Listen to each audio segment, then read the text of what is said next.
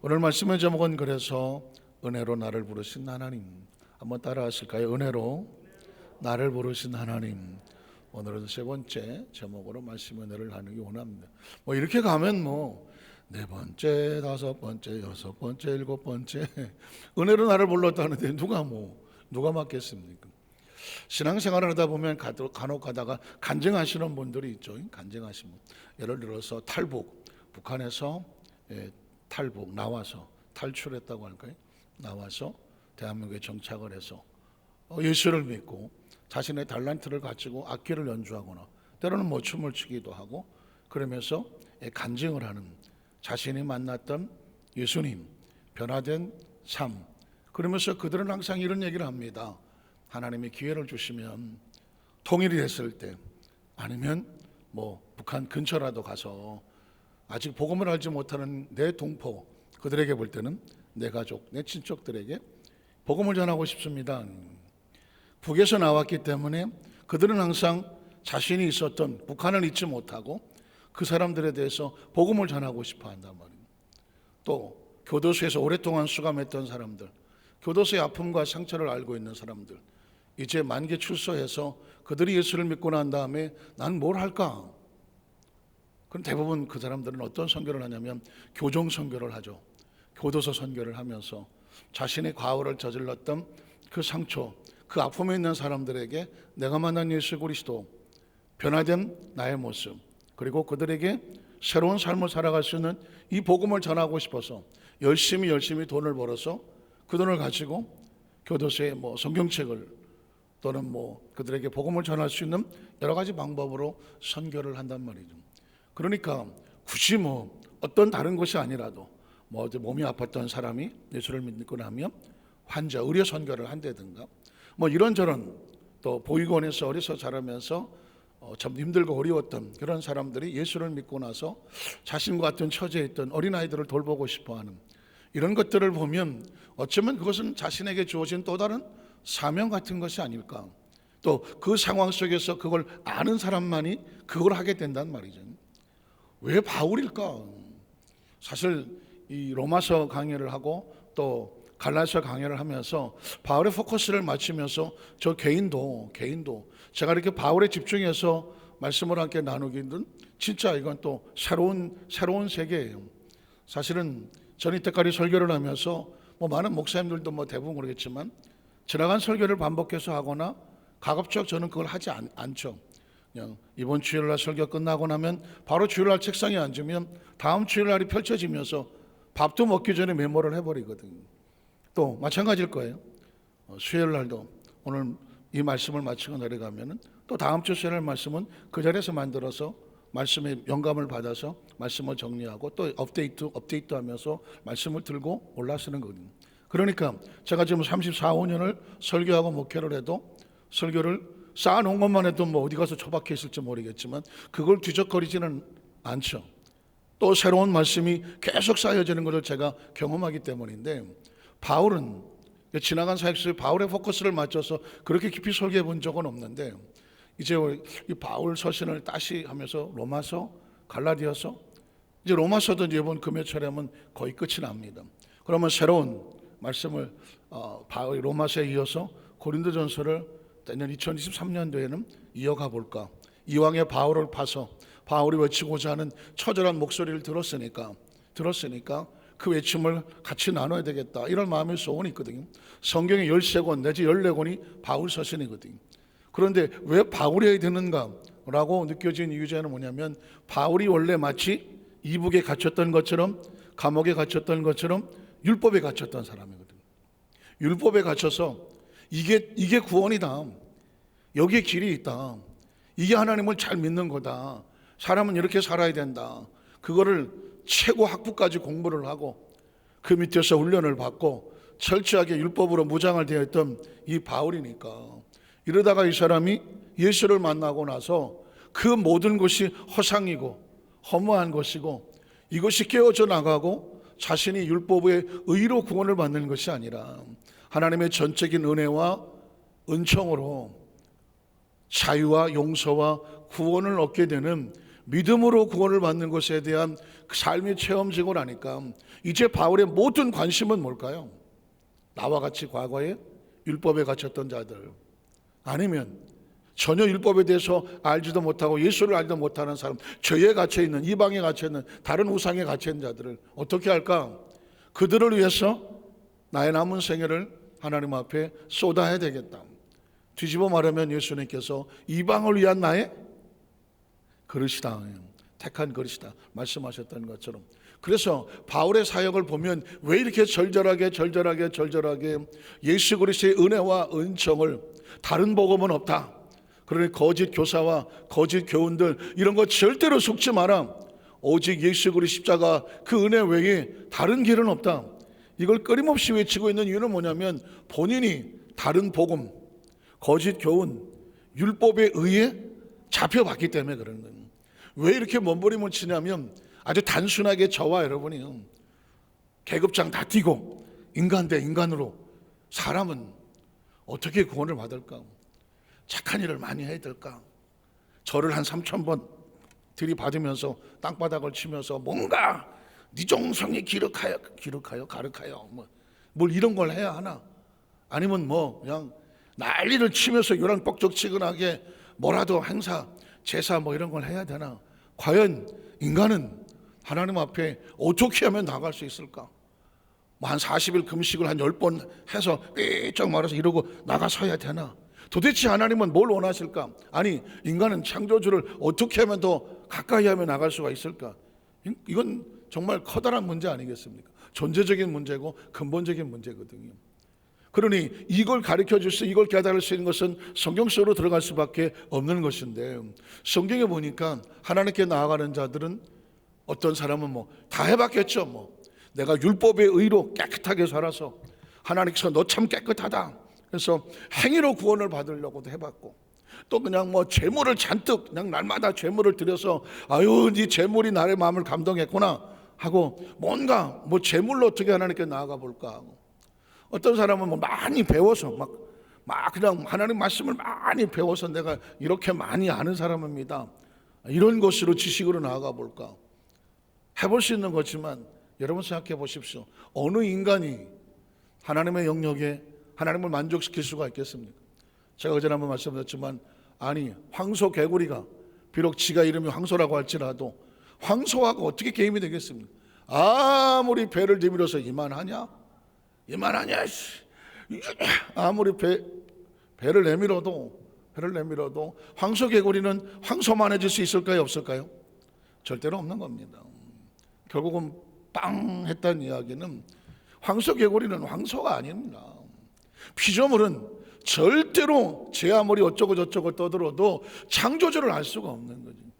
조심스럽지만 어머니 뱃속에 있는 태아는 제 아무리 자기가 용하다고 해도 어머니 얼굴을 알 수가 없는 거죠. 존재를 알 수가 없는, 스스로는 생겨날 수가 없는 겁니다. 제가 이야기를 드린 것은 종교를 근본적인 문제부터, 신앙이라는 것을 근본적인 문제부터 내가 정확하게 틀을 알고 내가 예수를 왜 믿고 예수는 나하고 어떤 관계가 되고 우리가 지금 신앙생활은 어디쯤 와 있는 것이고 이 신앙생활이 이대로 쭉 나가가면 나는 어디서 만나는 것인가, 이것에 대한 머리가 정리가 되어 있어서 누가 뭐라고 하더라도 걸음 한 걸음 나가는데 흔들리지 아니하고, 길거리에 누가 찾아와서 도를 아십니까? 별로 반응이 없어서 이쪽에다가 도를 아십니까? 이쪽도 반응이 없는, 뭔가 우리를 유혹하고 도적질하고 뭔가 우리에게 또 다른 세계가 있어, 당신이 모르는 진리의 세계가 있어, 아주 훌륭한 가르침이 있어, 우리와 같이 가서 배워봅시다, 이런 데 가서 뭐가 있을까? 라고 솔깃하지 아니하고 당당하게 말씀의 줄기를 가지고 나아갈 수 있어야 그걸 무장이라고 말하는 겁니다. 그게 오늘 말씀을 듣고 말씀을 무장하고 예수를 믿으면서 예수님 안에 있어서 세상에 아무리 난리를 친다고 할지라도 그 줄기가 변하지 않는 그 신앙의 중심을 가지고 나가는, 이게 말 하나님께서 우리에게 원하시는 그 말씀을 주야로 묵상해서 묵상 아시죠? 묵상, 얼굴을 묵상을 하고 있네. 그 묵상 말고 그건 죽상인가? 묵상이 뭐예요? 묵상은 되새김질. 그래서 하나님 말씀을 오늘 아침에 들었으면 하루 종일 또 묵상하고 또 묵상하면서 이게 내 것이 돼야 돼요. 제가 지난 어제 이런 것쯤 말씀을 들었으면, 목사님한테 말씀을 들었어. 돌아섰는데 아무 기억이 안 나. 물론 저한테는 감사한 일이지만 여러분들은 말씀을 들었으면 내가 정리를 해서 이 정리된 것이 또 다른 사람에게 똑같이 전해질 수 있어야 돼요. 그 정도까지 되어질 수 있다고 하면 여러분이 뭐가 되느냐? 복음을 전하는 자가 되는 것이다. 복음을 전하는 자. 자, 그러면 제가 우리 본문을 가지고 지금 3주째 말씀을 하고 있는데, 이 정도 머리에 딱 생각이 정리가 됐으면 말씀 속에 들어가서 이 사람이 도대체 바울이 성령의 감동을 받았지만 무슨 소리를 하고 싶어 하는지 이제 보여지는 때가 온 거죠. 갈라서 1장 11절 한번 보겠습니다. 자, 형제들아 내가 너희에게 알게 하노니. 바울은 늘 항상 그리스도 예수 안에서 우리는 형제와 자매와 가족들이다, 그런 동료의식이 있습니까? 가만히 생각해 보십시오. 이건 엄청난 불교식으로 말하면 인연이죠. 인연. 하나님의 말씀은 섭리죠. 지구 80억이에요. 지금 80억. 대한민국도 한 5천만 원? 5천만 정도 됩니다. 그러면 그 사람 중에서 이 시대에 2023년을 앞둔 2022년 12월 중순쯤에 크리스마스를 앞두고 이 자리에 이 시간에 우리가 함께 만나서 같이 예배하며 우리 어디서 완산 교회의 성도와 또 하나님 말씀을 전하는 목회자를 만나서 함께 천국 가는 열차를 탔다. 이거는 확률적으로 따지면 거의 불가능한 일입니다. 그런데 우리가 그 하나님의 은혜 속에서 지금 이 자리에 함께 나와서 예배를 드린다. 이건 보통 사람은 아니에요. 보통 사람은 아닙니다. 조금만 머리가 계산을 하고 앉아있으면 이건 엄청난 기적이죠. 엄청난 은혜입니다. 그래서 우리는 형제와 자매를, 물론 좀 마음에 안 들고 뭐 좀 이것저것 할 수도 있지만 그건 사는 동안의 이야기야. 이 땅에 옷을 다 벗고 하나님 안에 있었을 때 우리라고 하는 존재는 하나님으로부터 와서 하나님께로 가는 빛이요. 믿으십니까? 빛이요. 그 하나님이란 존재 앞에 가면 우리의 존재가 어떻게 변화될지는 모르겠지만 그걸 어렴풋이 알고 말씀을 안고 가지만, 중요한 건 뭐냐? 우리가 그 예수 그리스도 안에서 하나님을 아버지로, 예수님의 이름으로 우리가 형제와 자매가 됐다는, 보통 존재는 아니라는 거예요. 그래서 성경 속에 단어 하나가 나왔을 때 그냥 쓰는 말이 아니에요. 갈라디아 교회에게 바울은 말하기를 내 형제들아 내가 너에게 알게 하노니, 바울의 가슴에 불타고 있는, 외치고 싶은 복음이 있는 거죠. 내가 전한 복음은 사람의 뜻을 따라 된 것이 아니다. 이 말을 뒤집어 말하면 누군가 저 바울이 어디 가서 뭘 배워왔나 봐, 저게 저럴 사람이 아닌데, 아니 맨날 율법에 의해서 율법을 자랑하던 사람이 예수의 복음을 전하니까 사람들이 저거 바울 된 거 아니야, 이거 뭘 어디 가서 뭘 배운 거야 하는 그들을 향하여 바울이 변증하는 것입니다. 내가 전하는 복음은, 이 믿음을 얻는 복음은 사람에게 배운 것이 아니다.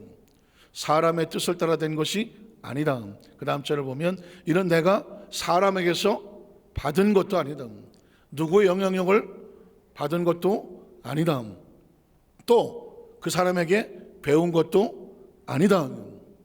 오직 예수 그리스도의 무엇으로 말미암은 것이다. 계시로 말미암은 것이다.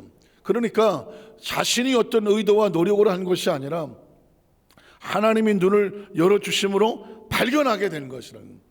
믿으십니까?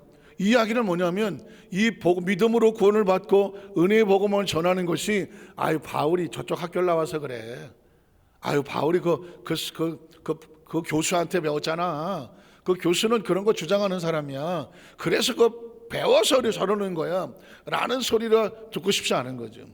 듣고 싶지 않아서 그는 자기가 전한 복음은 누구한테 배운 것도 아니고 받은 것도 아니고 하나님께서 그 바울의 눈을 여셔서 말씀으로 예수를 가르쳐 줘서 한다.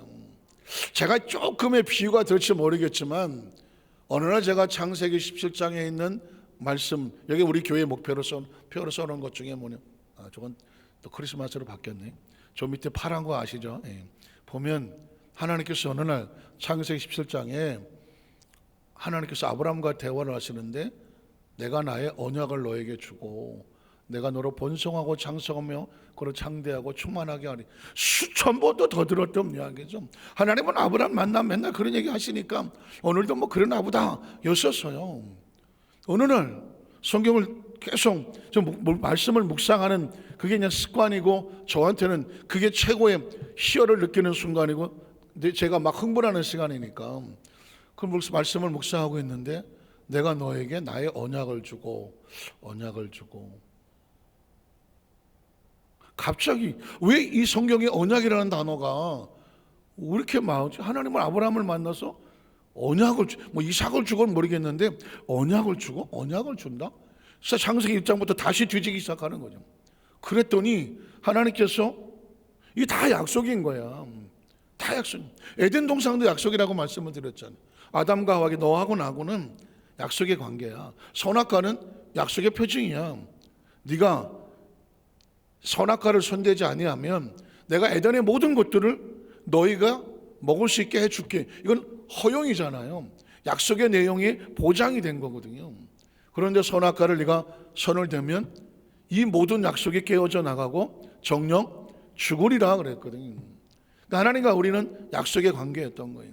그리고 노아에게도 나중에 보시겠지만 내가 너와 약속을 맺고 내가 너와 내 손에 약속을 맺고 심지어 무지개를 보여주면서 내가 무지개를 표적으로 줄게. 내가 다시는 물로 너를 심판하지 않을게. 무지개를 볼 때마다 너희가 나의 무엇을 기억하리라? 약속과 언약을 기억하리라. 노아 아브라함을 만나자마자 이제부터는 본토 친척 아버지 집을 떠나라. 이제부터는 내가 지시하는 곳으로 가라. 약속이거든요. 그러면 내가 너로 큰 민족을 이루고 지시하는 곳으로 가면 약속이거든요. 아브라함과 이삭과 야곱은 믿음의 조상이지만 믿음이 뭘 믿어? 예수 믿는 사람이 가장 힘든 게 뭘 믿냐? 뭘 믿는 거야 도대체? 뭘 믿음? 예수를 왜 믿냐? 부처도 있고 뭐 공자도 있고 마음의 뒤인데 왜 예수만 믿어야 되냐? 그럼 말을 해야 될 거 아니 말을. 그냥 믿어 뭐 그럴 수도 없는 거고. 그래서 예수의 실체는 무엇인가? 그러려고 하니까 구약이 필요한 것이고 구약에는 예수에 대한 메시아에 대한 약속이 있는 것이고 아브라함에서 야곱에게 있고 그리고 사람들은 다 약속의 그림자들이었잖아요. 모세가 요셉이 여호수아가 솔로몬이 뭐 선지자들이 다 그림자들이었군요. 그리고 예수가 드디어 실체가 주인공이 본체가 나타났던. 그래서 본체가 나타나자마자 성경은 계속 선지자로 하신 말씀을 이루려 하심이더라. 응하게 하려 하심이더라. 믿으십니까? 그래서 예수 그리스도의 탄생으로 말미암아 그 전에 예언됐던 약속을 전부 다 구약으로 만들어버린 거예요. 올드 테스타멘트로 만들어버린 거예요. 제가 말씀을 묵상하다가 약속으로 또 창세기까지 계시록까지가 빵 터지는 거죠. 올드 테스타멘트, 뉴 테스타멘트 관계가 맺어지면 커버넌트. 그래서 성경은 끊임없이 약속. 그리고 나서 보니까 늘 하는 얘기가 뭐예요? 하나님은 약속의 하나님, 약속하신 하나님, 내가 너 약속을 맺고 약속대로. 이건 제가 누구에게 배운 게 아니에요. 마치 바울이 말하는 것처럼 누가 날 가르쳐줘서 그 교수 밑에 가서 배웠더니 그런 얘기를 하더라. 또 내가 어떤 책을 읽었더니 책에 이렇게 기록되었더라. 이런 얘기가 아닌 거예요. 불과 몇 년 전에 제가 이때까지 목회를 해오는 가운데에 갑자기 그 말씀이 하나님께서 그게 기초가 됐겠지만 열어지면서 그냥 눈이 확 펼쳐지는 거예요. 그리고 나서 창세기부터 계시록까지 성경을 보니까 이건 온통 약속의 이야기인 거예요. 온통 언약의 이야기인 거예요. 그 약속대로 지금 우리는 무엇을 믿느냐? 하나님의 약속을 믿는 것이죠. 그 약속을 믿는 것이고 약속의 대상이 된 것이고 약속을 믿는 자가 오늘 아침에 마리아에게 말했잖아요. 주께서 하신 말씀이 약속이 반드시 이루어질 줄로 믿는 그 사람이 뭐가 있더라? 이거 내일 아침에 다시 해야 되겠네. 그 사람이 뭐가 있더라? 복이 있더라는 거거든.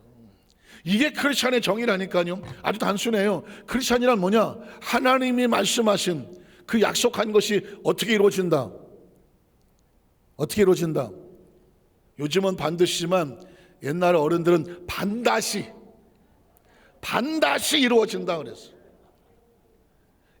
제가 어렸을 때 교회를 다녀갖고 가만히 들어보니까 용어가 많이 바뀌었어. 옛날에는, 지금은 아멘 그러지만 예전에는 아멘이라고 안 그랬어. 아멘, 아멘. 예전에 어렸을 때 많이 헷갈렸어요. 성경은 아멘이라고 써 있는데 그분들은 이렇게 말해. 아멘. 뭔 말이야 이건? 그리고 성경은 반드시라고 써 있는데 반다시.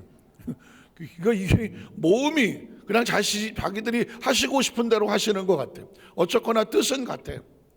주께서 약속하신 말씀을 어떻게 이루지라는, 반드시 이루어질 줄로 믿는 그 사람이 뭐가 있어? 복이 있다고 말해. 그게 마리아야. 그 마리아가 네가 잉태하여 아이를 낳을 것이다. 그가 메시아다. 어떻게 나한테 그런 일이 있어지겠습니까? 염려하지 마라. 하나님 너에게 복을 주어서 그로 일을 행하게 하리라. 그때 마리아가 이런 말을 하죠. 주여, 대저 주의 말씀에는 능치 못함이 없으니, 대저 주의 말씀에 능치 못함이 없으니 주께서 이 계집종에게 하신 말씀이 그대로 이루어질 줄로 믿습니다. 그래서 성경은 말하는 거예요. 주의 천사들이 주께서 하신 약속의 말씀을 반드시 이루어질 줄로 믿는 사람에게 뭐가 있다? 복이 있느니라고. 그래서 마리아가 복이 있는 이유는 딴 게 아니야. 반드시 이루어질 줄 믿었어. 그럼 크리스천은 뭐야? 우리가 하나님이 주신 약속의 말씀을 읽을 때 말씀을 내가 머리로 판단하고 계산하는 것이 아니라, 하나님의 약속은 어떻게 이루어진다? 큰일 났다니. 우리 성도들 다 같이 말 다 배려나서 이제 바꿔놔야지. 반드시 이루어진다. 반드시 이루어진다. 이게 그리고 나서 나오는 것이 예수님의 잉태하는 거예요. 바울은 지금 그 얘기를 하는 겁니다. 바울이 전한 복음은 사람에게 배운 것도 아니야. 누구에게 들은 것도 아니야. 그런 학교를 나온 것도 아니야. 재밌는 것은 제가 그래서 더 많은 자료를 찾아보려고 언약, 하나님의 약속하고 제가 사이트를 탁 치고 들어갔더니 이런 세상에 계약신학대학교라는 학교가 있어. 미국에는 커버넌트 칼리지라고 하는 약속의 학교라는 그런 학교가 있어 이미. 와, 내가 만약에 먼저 거기서 그런 대학의 이야기를 듣고 강의를 알고 뭐 그런 책을 먼저 봤으면 배워서 왔다 그럴 거야. 내가 그 학교를 강의를 들었더니 그 학교에서 잠깐 책을 읽었더니 이런 게 있습니다 라고 하면서 제가 별로 힘이 없었을 거예요. 뭐 그런 얘기도 있어요. 했을 거예요. 그런데 이건 내가 먼저 성경에서 발견을 하고 성경을 처음부터 계시록까지 하면서 정리를 하고 요약을 한 다음에 이런 관련된 책이 있을까 하고 책을 찾으려고 사이트에 들어갔더니 예수 그리스도와 언약, 그리고 커버넌트 칼리지, 우리나라 계약 신학대학원, 대학교, 이런 계약이라는 단어를 쓰는 곳이 있어. 그래서 혹시나 하고 커리큘럼을 찾아 들어갔어. 조심스럽지만 계약은 없어. 그냥 학교 이름이 계약이야. 학교 이름이 그냥 계약이야. 성경에 나온 언약을 썼을 뿐이지 그분을 특성화시켜서 가르치지는 않아. 그냥 다 대학의 커리큘럼을 가르치는 거지. 그러나 책은 있어. 예수 그리스도와 언약. 그 책을 찾아봤지. 제가 머릿속에 이 성경에 발견한 이야기가 그 책에 정리가 되어 있어. 창세기부터 계시록까지 예수 그리스도가 어떻게 언약이 됐는지 그 줄기가 되어 있어. 그러니까 뼈대만 기록되어 있는 거야. 뼈대만. 그렇다고 하면 뭐예요? 제가 지금 성경 속에서 나 혼자 발견해서 그냥 인사이트를 받아갖고 그냥 뭐 설교자로서 메모해 놓은 게 아니에요. 이거는 신학적인 줄기가 되고 성경에 많은 성경학자들이 그 부분을 연구하려고 기록해 놓은 책들이 있어. 근데 다 뼈대와 같아. 세밀하고 세밀한 내용은 없어. 그걸 어떻게 긁어서 찾아서 만들어서 아름답게 요리를 해서 여러분에게 전하는 게 누구의 사명이죠? 저의 사명이죠. 그래서 제가 그걸 볼 수 있는 눈은 하나님이 열어주셔야 되는 것인데, 바울이 예수를 믿기 전에 하나님으로부터 너를 통하여 내가 이방의 복음을 전자가 되게 하리라 눈을 열어주니까, 이 비늘이 떨어지고 나니까 그 율법에서 나와서 내가 나의 나된 것은 하나님의 은혜고 사람은 율법의 행위로 구원을 받는 것이 아니라 하나님의 전적인 은혜로 하나님이 용서해 주시고 부어 주심으로 은혜를 받는. 절대 조금도 비유가 되기 어렵지만 아주 조금의 비유의 가능성을 가지고 말한다면, 여러분이 아주 이뻐하는 손주 손녀가 나왔어. 우리 찬양팀 손주 손녀 없겠지만 있다고 그래. 그냥 반드시 생길지어다. 그냥 피덩어리가 하나 나왔어. 피덩어리가. 근데 이 피덩어리를 보고 야, 너 똑바로 해. 너 착하게 살아. 너 아침에 발짝 9시 일찍 일어나서 깨끗이 씻고 옷 갈아입고 음식 똑바로 씹어 먹고 학교 가고 너 깨끗하게 살아. 나라의 큰 인물이 돼. 합니까 안 합니까? 할 수는 있겠지. 그러나 얘가 할 수 있는 능력이 있습니까 없습니까? 능력이 없어요. 능력이 없다. 피덩어리가 무슨 아주 제가 아주 그냥 비유도 안 되지만 하나님과 우리의 관계가 피덩어리하고 우리하고 뭐 관계가 되겠습니까? 그 거대한 존재 앞에서 우리가 뭘 어떻게 한다고 그분의 능력에 발뒤꿈치 안에 뭘 쫓아가겠습니까? 창조주는 거대한, 어느 날 여러분 창조주라는 인식이 머릿속에 들어와 보십시오. 이게 상상이 안 되는 거예요. 하나님이라는 존재가 상상을 할 수가 없어요. 하나님이라는 인식을, 그의 존재 하나만으로 인해서 우리는 그냥 그분이 존재하신다, 그거 앞에 그냥 무릎을 꿇는 거예요. 그분이 뭐 능력이 있고 하나님이라는 존재가 뭐 어쩌고 저쩌고, 이건 그냥 인간이 할 수 있는 자기 한도 내에서 이만하냐? 이거밖에 안 돼. 그런데 그냥 우주가 존재하잖아. 지구도 뺑뺑 돌고 존재하잖아. 저와 여러분이 존재하잖아. 시간과 공간 안에서 존재하잖아. 요즘은 과학이요, 시간은 어떻게 생겼나, 공간은 어떻게 생겼나, 이런 것까지 연구해내려고 아주 애를 쓰더라고요. 우주의 비밀을 파헤친다. 시간은 어떻게 생겨나왔나, 공간은 어떻게 생겨나왔나, 이러면서 그런 건 제가 그냥 그런 데 관심이 있으니까 끝까지 쳐다보죠. 보면 어떻게 시간도 물질화시키고 공간도 하나의 물질로 생각하려고 애를 써요. 우리가 볼 때는 시간은 보이지 않고 공간도, 우리 이런 공간이란 자체가 물론 이런 존재하는 것들은 물질이지만 공간도 물질인가? 그런데 이 나름 우주 전체 물리학자들은 생각하기를 시간도 물질로 봐요. 시간도 물질로 보고 공간도 물질로 봐.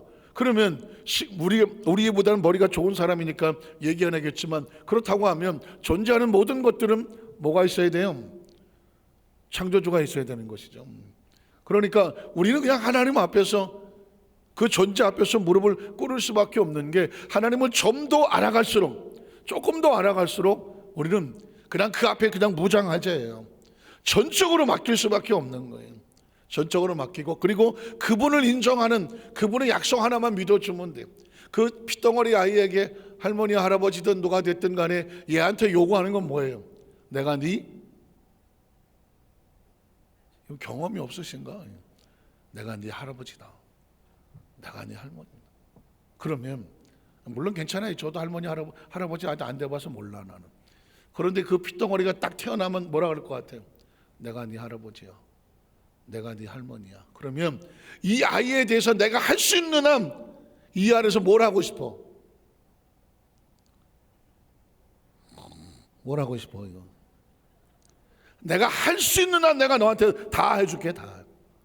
그런 생각 안 드실까요? 피덩어리가 태어나면 이제까지 살면서 내가 이 아이가 정말 잘 되어져 나가는 모든 것을 내가 할 수 있으면 다 쏟아줄 것 같아. 제가 왜 이런 얘기를 듣냐면, 하나님이 그렇지 않겠어?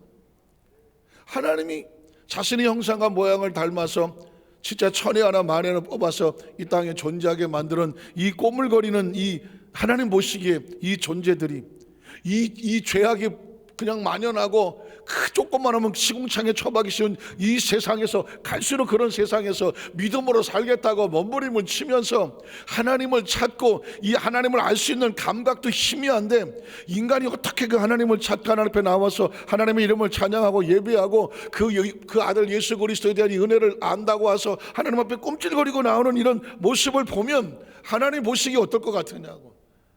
아유, 너 어떻게 여기까지 왔니? 어떻게까지 왔어?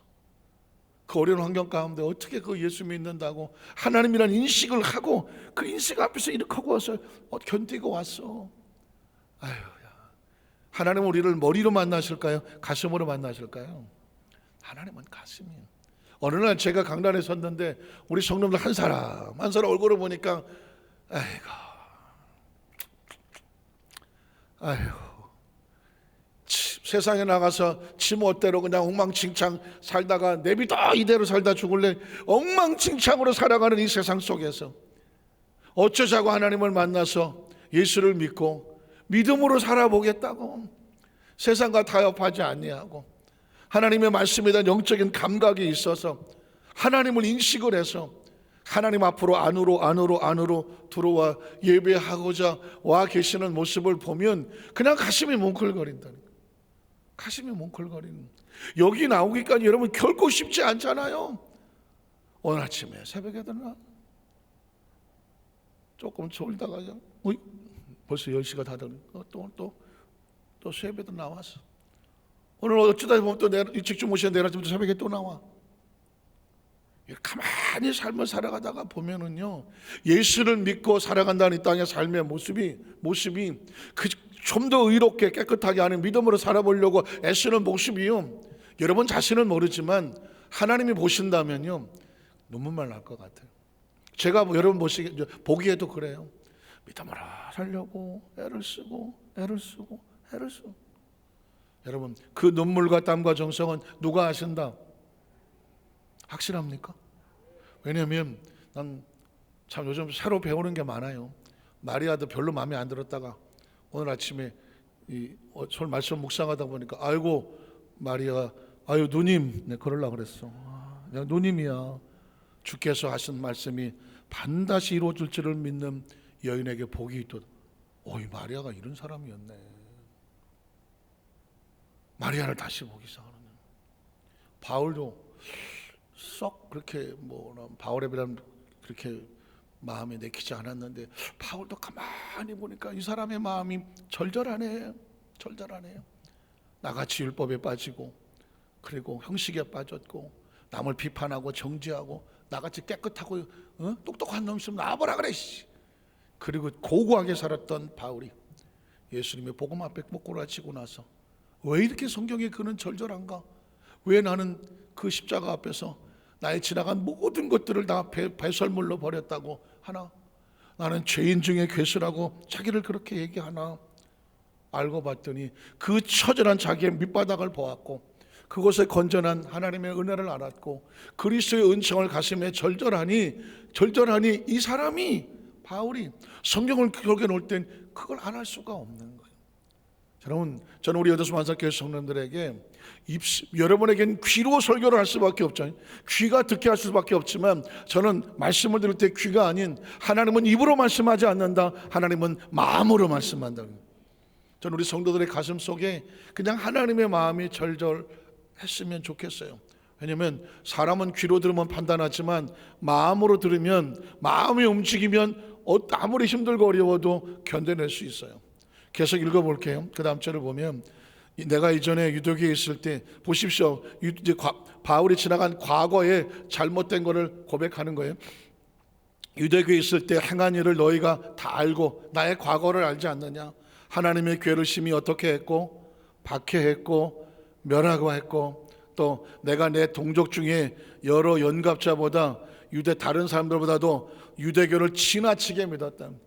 유대교라는 것은 율법으로 행위로 사람을 판단하고 정죄는 지나치게 믿었다. 그리고 나는 내 조상의 전통에 대해 더욱 열심히 이게 옳은 줄 알았어. 이게 진리인 줄 알았어. 이렇게 해야 하나님 성경인 줄 알았어. 있었으나 그 다음 절을 보면 그러나 내 어머니의 태로부터 나를 택정하시고 바울은 여기서 이렇게 말합니다. 내가 이제라도 예수를 믿고 복음을 전한 하나님이 복음을 전자 된 것은 하나님의 은혜인데 그게 어디서부터? 모태로부터 어머니 태로부터 특정을 하셨고 나를 어떻게 불렀어요?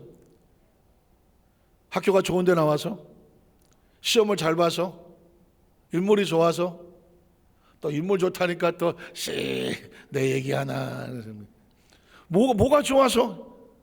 그의 은혜로.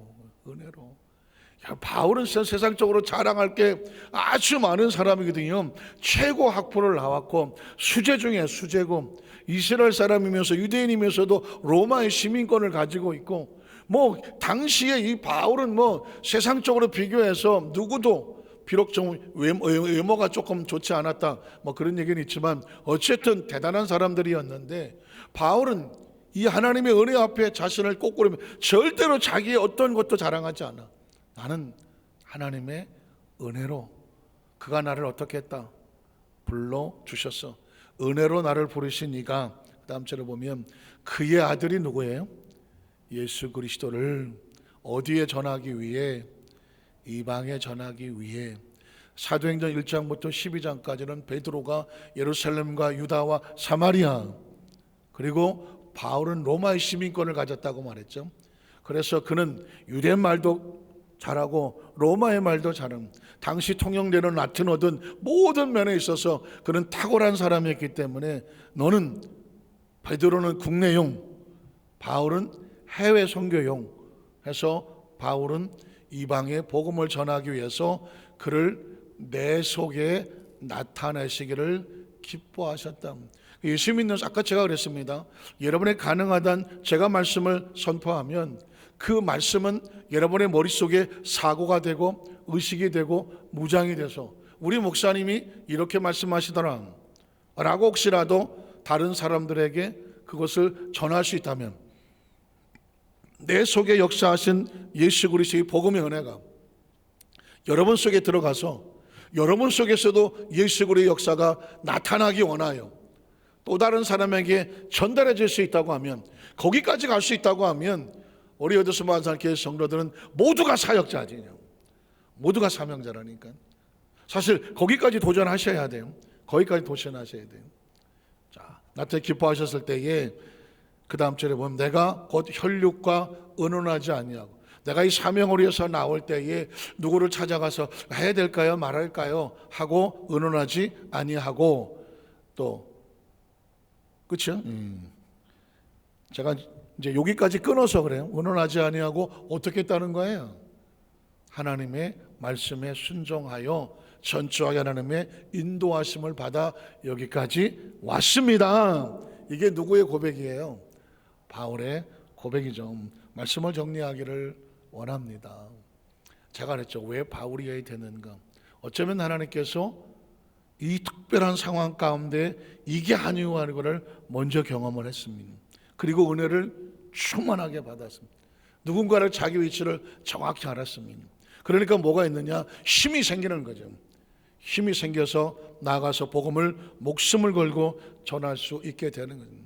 여러분, 저는 우리 여도수 완산교회 성도님들이 들어서가 아니라 하나님의 말씀에 철저하게 근거해서 내 속에서 예수의 복음이 흘러나가게 하는 통로가 되시기를 주님의 이름으로 축원합니다. 제가 왜 강단에서 자신 있게 말할 수가 있느냐? 제가 성경 속에서 경험하고 체험하고 말씀을 받은 거니까. 내가 어느 대학을 다녔는데요, 어느 대학원에서 근데 거기서 이렇게 가르쳐 줘갖고 그게 모르는 것 같아요, 이렇게 말하면